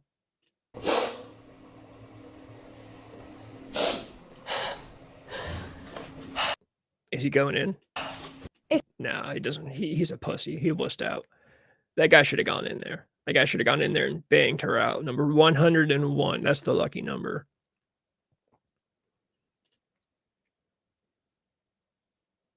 $100,000. I saw that post about 100,000 Luigi beanies have been sold in the past day. That ain't kind of like being a yeah, that is being a prostitute. The mob, what I saw was that they mostly work in Chicago and like somewhere in the Northeast. They're mostly on the East side. But yeah, it's crazy. That girl can't even handle 100 guys, but she's gonna go for 1,000. It's the whole thing makes no sense. It makes no sense to me. Like what, dude, she's crying and talking about how it was hard and it was different than she expected. But one thing's for sure, that guy that passed up on his opportunity to be 101, I have no respect for that guy. That guy should have taken his chance. He could have been the comforting hand on her shoulder and the comforting wiener inside of her if he played his cards right.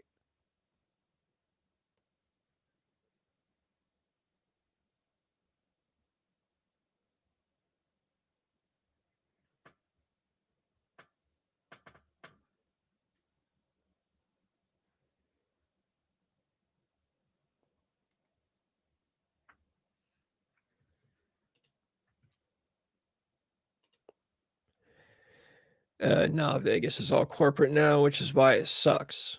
Yeah, but you can see Lil Jon in Vegas. That's for sure.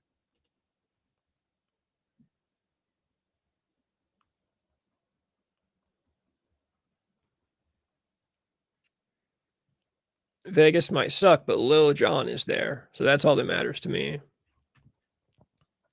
The thing I like about Vegas is that I feel like you can wear whatever you want in Vegas, and no one's gonna look twice. You know, you could wear a shirt that says the word "pussy" on it, even if you're in your 30s. You can paint your nails, even if you're in your 30s. You can just do whatever, because there's always someone doing something worse than you. That is the best part about Vegas. There's always going to be someone that's doing something worse than you. So whatever you're doing, by comparison, is not going to be that bad.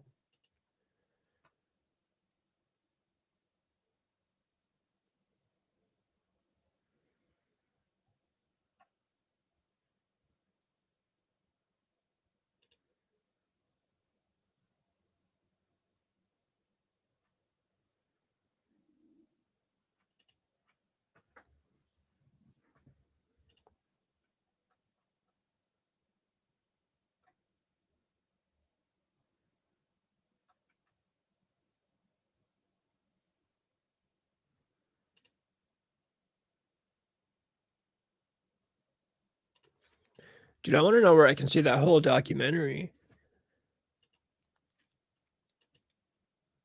I would imagine she just is kind of hooked on going viral.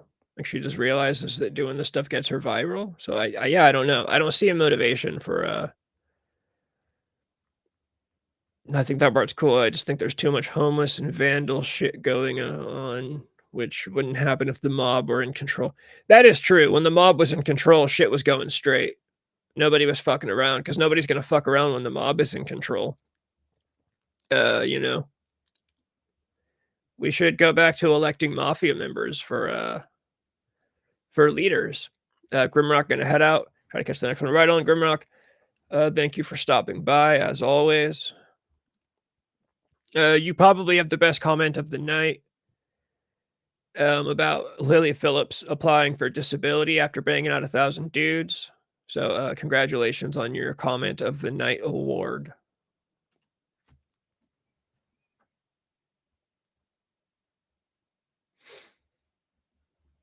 It is a great point. I hope to God she applies for disability after the 1,000 guys. There's no way she doesn't get some kind of injury. Dude, like, what if she dies? I think that's what some people are thinking too. This girl that's tweeting these clips from this documentary, she thinks that she's like trying to die. And this is why she's doing it. Like this is her veiled attempt at dying. I think is the safest way I can word it on YouTube.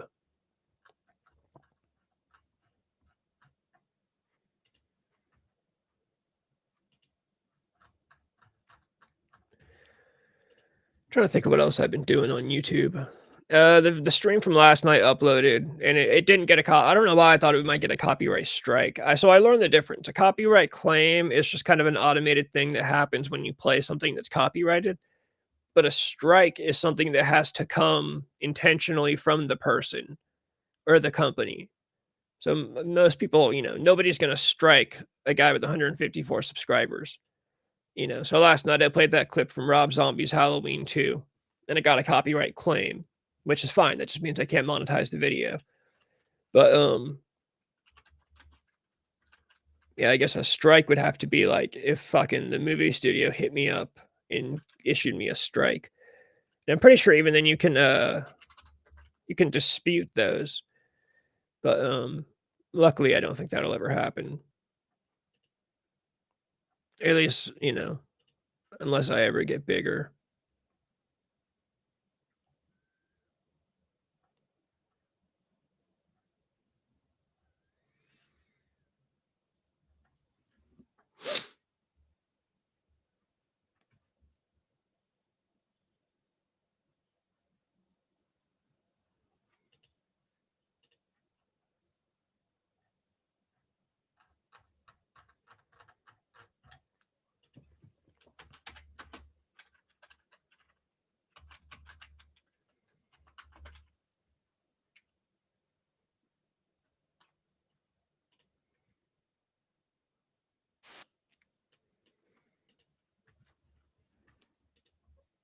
No, I'm sitting around watching clips.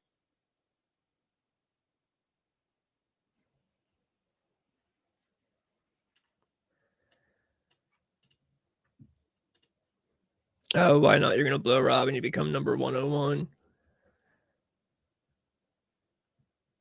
Are you saying I am gonna blow when I become number 101, or somebody's gonna blow me when they become number 101?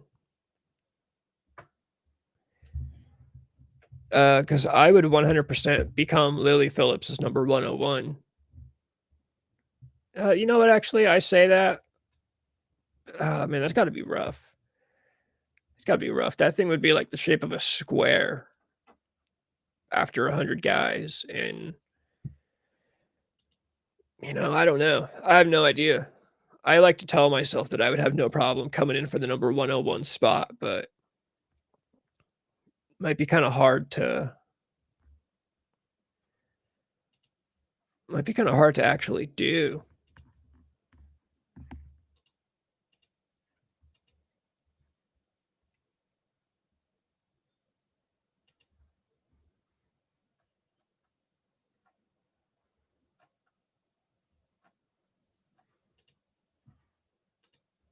Both. Yeah, that's the answer I would go with. That's kind of what I was thinking.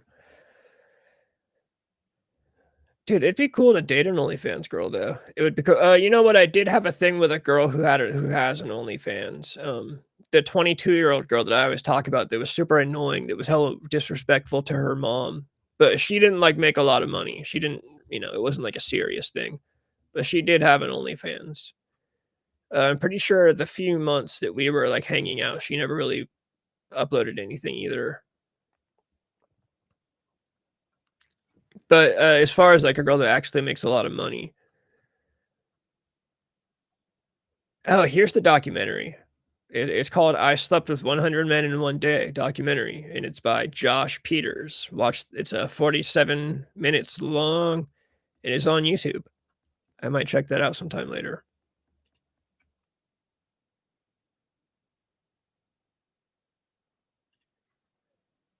Yeah, who is still in the chat? Annie, I think it's just you. I think it's just you, and why not? Protomax is probably in here, but he's just working, which I think that means he's driving or something. Grimrock took off. Drunk in Japan and Dirty White Boy both checked out a little bit ago. So yeah, I think it's just you. I think it's just you and why not and Protomax. On mine, it tells me there's 4 people on YouTube, but I think that's incorrect.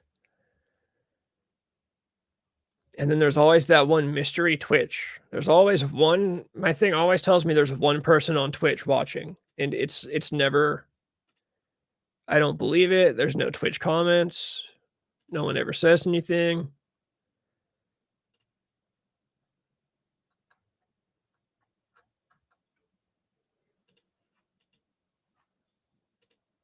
Protomax says I'm still in the chat. What's good? I watched a movie last night. Why not says hello. Yeah, the same. That's the people that I pretty much said I think are still here. Watched this great movie last night called Fast Company. Had this hilarious song.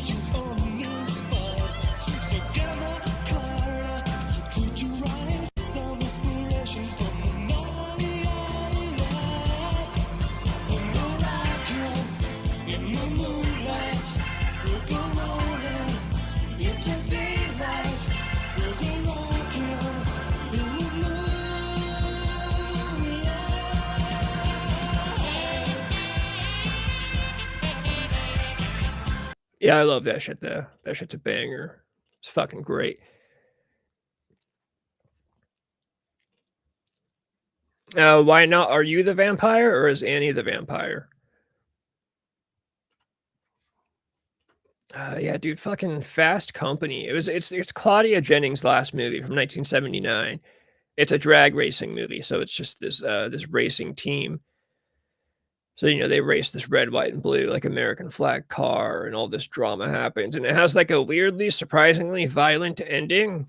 Like a bunch of people die in fiery explosions, and it's a pretty crazy movie. But that Rockin' in the Moonlight song That was a total banger. I was real hyped when they played that shit. And of course they played it when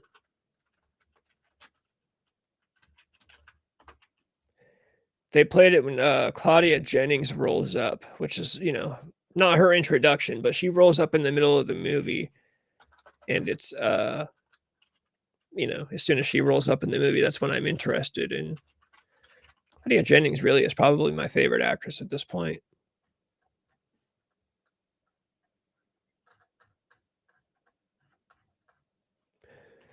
Yeah, you know, I wouldn't say that. I don't know. I don't know if I have like favorite actors. Oh, you're saying Jenny is the ghost on Twitch, like Jenny's watching from Twitch. I see what you're saying. That would make sense, but I don't think so, because I think he's probably seen that Annie's not on like as often as she used to be. There's a Woody Allen movie I watched called Scenes from a Mall. It's just 2 hours of him and his wife going shopping in the food court. He made money on it though. Speaking of movies that are crazy like that, you want to see the craziest fucking movie of all time. I've never finished it, but there's a movie called Wavelength that came out in 1967. It's like highly regarded as like this avant-garde, like artistic movie. And you guys are going to be mad at me for even pulling it up. But this is the entire movie.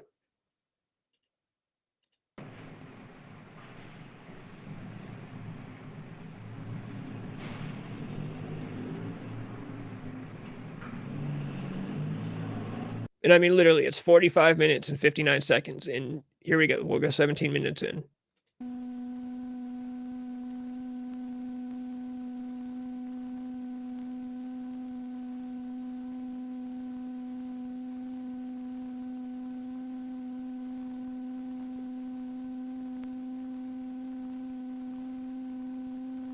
"29 minutes in.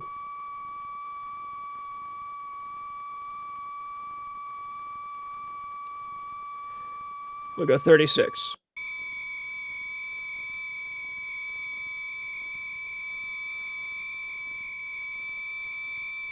We got a 41.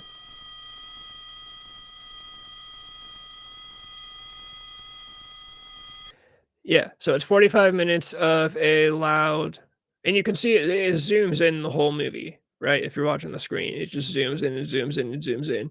And that high-pitched noise just gets higher and higher.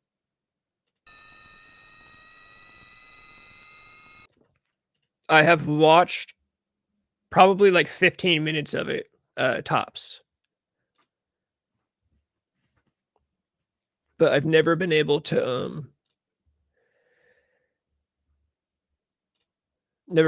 finish the whole like 50 minutes of it.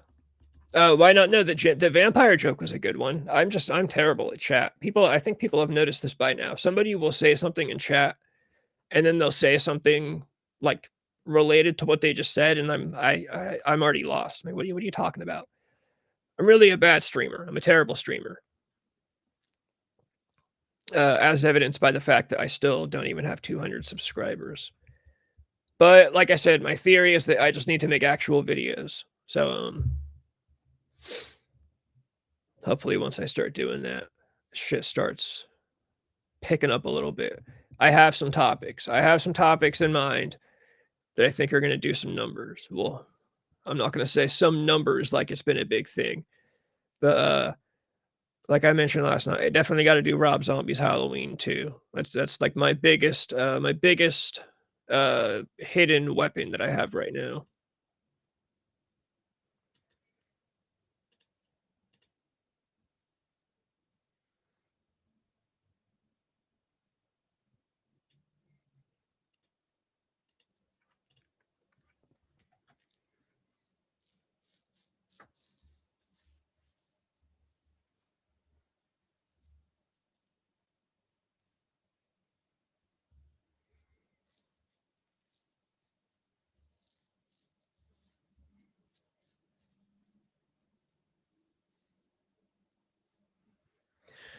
You know what? While I'm here, I should figure out how to make those tier videos. Oh, luckily my Google pretty much saves things that I look up. All right, here we go. We're gonna watch this.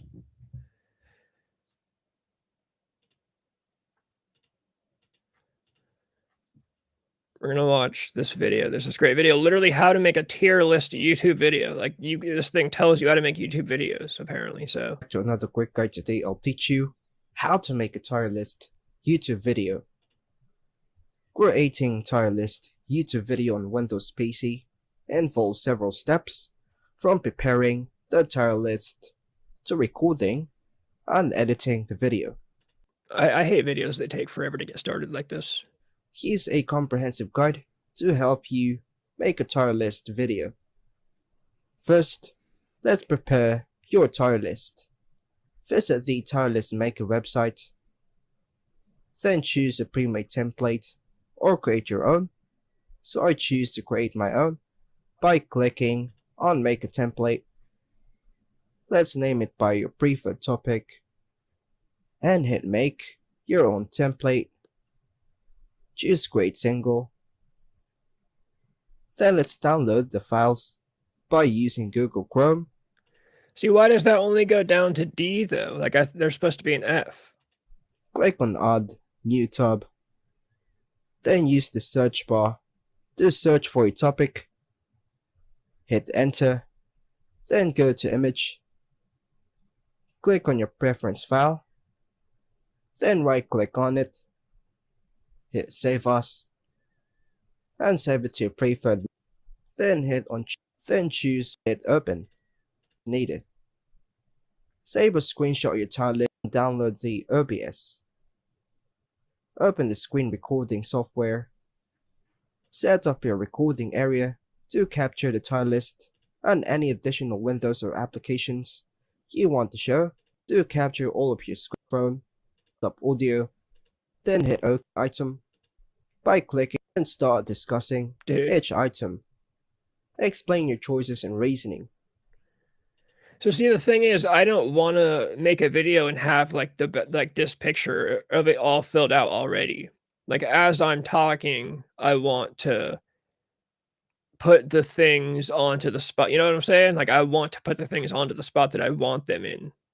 Scroll and interact with the tier list as you explain each tier and item. Use the mouse cursor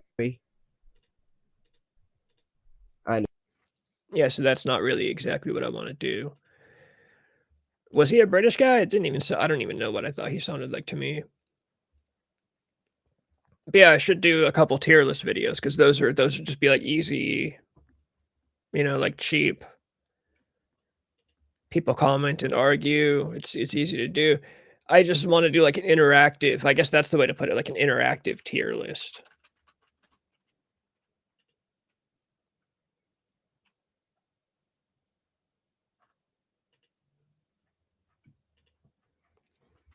I don't know. I'll have to figure it out. I said that last night though, but I will have to figure it out.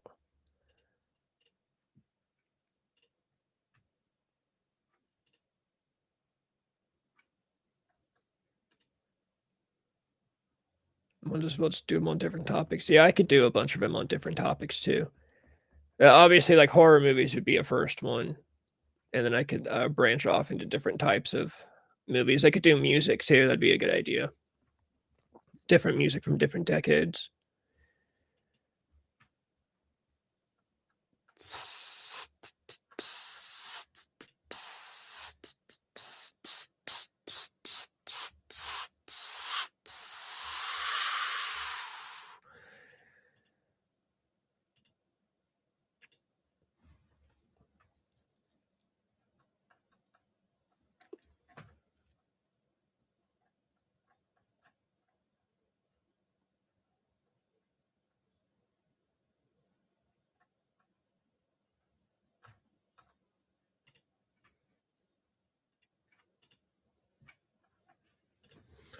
Yeah, I really don't know.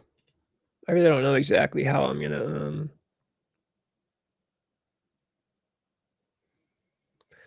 I guess I could do it to where I like get a picture of it empty and then have the picture with just one. I don't know how I'm trying to explain it. I'd have to have like 20 pictures basically. One picture of the list completely empty.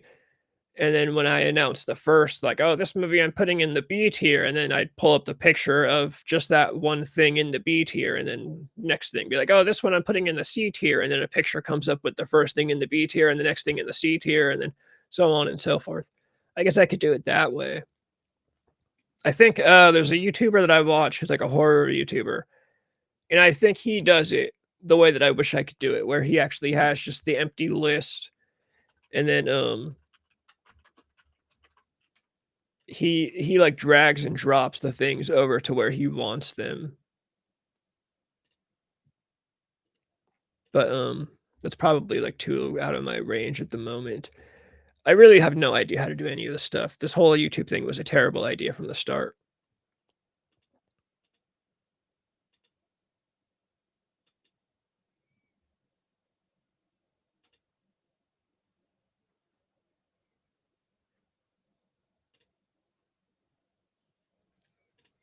Yeah, he totally does. He has all of his selections down at the bottom. And then as he announces them, you get a clip of him dragging and dropping them up. Dude, I'm gonna pull this up like right now. Just for an example, just so I can show exactly what I'm trying to do. That's what I need to figure out. But I've seen the original. I've seen everyone for the last 3 years that they've premiered at Fantastic Fest. And I just don't think I need to see all of them to be able to tell you this. No marathon, please. So like he just pulled up VHS from down here and put it up at the no marathon, please rank. General, as I've said twice now in the last 10 minutes, I'm not a big found footage guy. See, I don't know how he does that.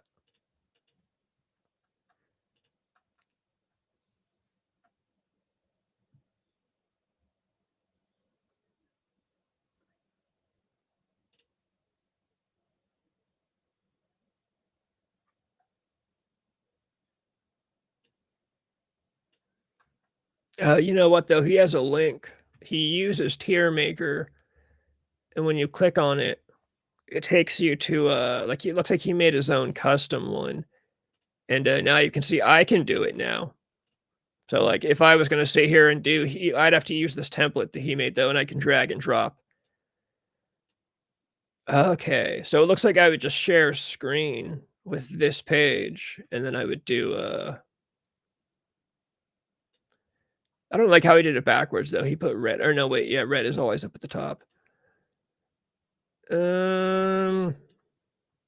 Yeah, so I need to make this myself basically.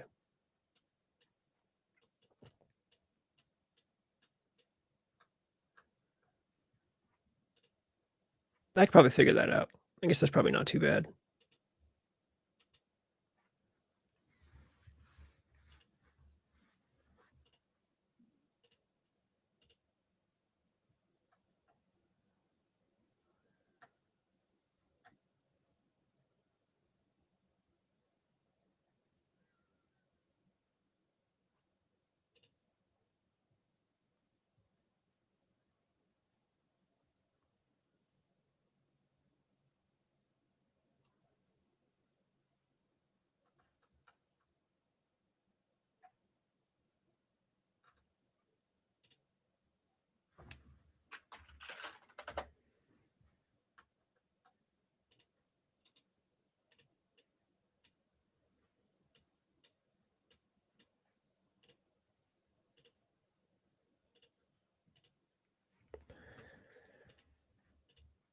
You know what though? I can change the titles on this. Like I really might just be able to use this, but I can't change the selections. So I guess that might be.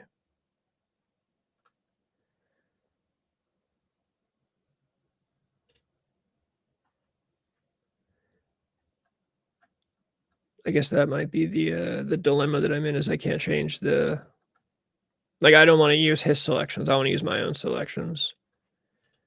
I don't know. I'll figure this out. I gotta get off here soon, anyways, in a minute. Is anyone even? I think Protomax is probably the only one still in chat. Anyone else either sitting around and listening to me sitting in silence trying to figure this out, which is totally fine. But I'm gonna go and like 5 minutes. I want it to be off by 7:30, so I'm making pretty good time. Dude, I can't believe that Hawk Tuah Girl short on YouTube didn't do anything. Got like 150 views, but nobody liked it. I'm real pissed about that. Real pissed about that one. That was gonna be my big shot right there, talking about Hawk Tuah Girl.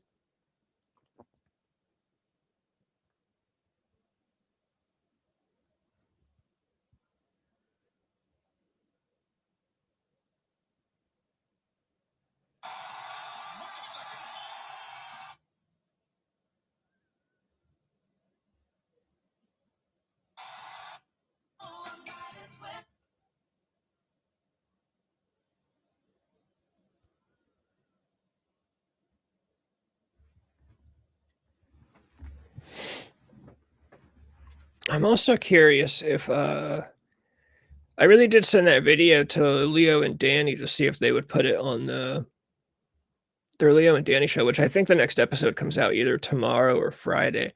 I don't know. I don't think they will. They never emailed me back, so I don't assume they're going to use it. I feel like if they were going to use it, they would email me back. But I guess I'm not sure. They might just use it without saying shit. But I would doubt it. It seemed like I emailed him a little too late. Like I should have sent it in like a day earlier. Or like 2 or 3 days earlier. I didn't really have time to do that though. Because I didn't stream until Wednesday.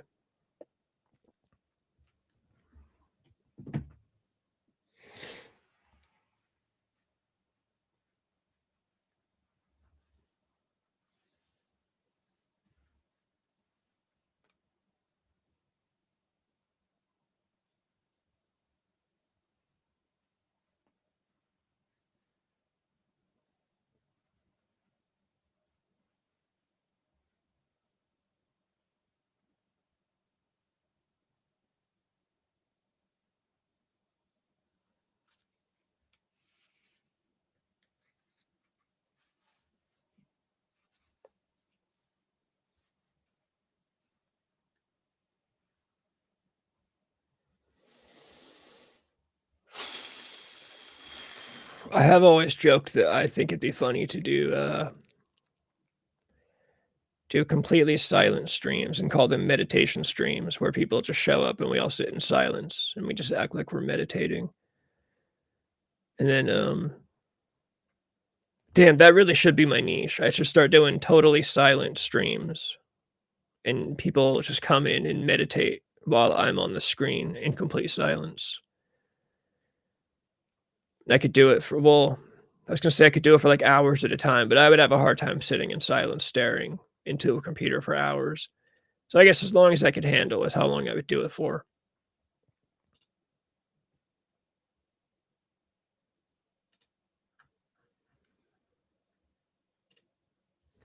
You know, I think I might have this list thing figured out though already. So all right, we're 7:28.